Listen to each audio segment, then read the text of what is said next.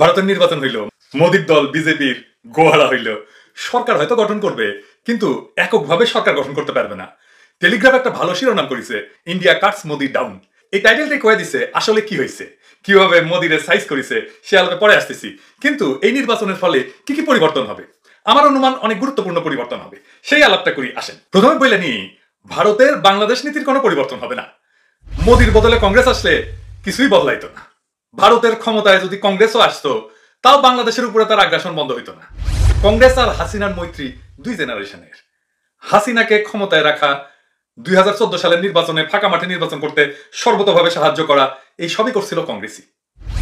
মোদির হারে হাসিনার কোনো ক্ষতি নাই, এমনকি মোদির হারে ভারতের মুসলমানদের কোনো লাভ নাই। বাবরি মসজিদ যখন ভাঙা হয় তখন কংগ্রেসই ক্ষমতায়, কিছুই করে নাই বাবরি মসজিদ রক্ষা করতে। বাংলাদেশের চারপাশে কাঁটাতারের যে বেড়া দেওয়া হয়েছে না, কংগ্রেসের আমলে হয়েছে। ফেলানিকে যখন মারা হয়েছিল তখন কংগ্রেসই ক্ষমতায়। ফারাক্কার পরিকল্পনা করে নেহেরু, চালু হয় ইন্দিরা গান্ধীর সময়, তিস্তা ব্যারেজ করে ইন্দিরা গান্ধী।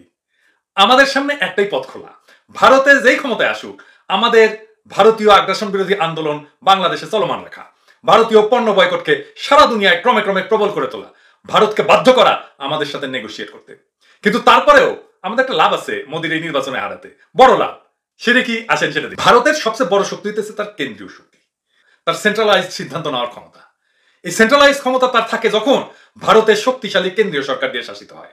আর যখনই ভারতের শক্তিশালী কেন্দ্রীয় সরকার থাকে তখনই তার কুরকুরানি ওঠে গ্লোবাল রোল প্লে করার জন্য।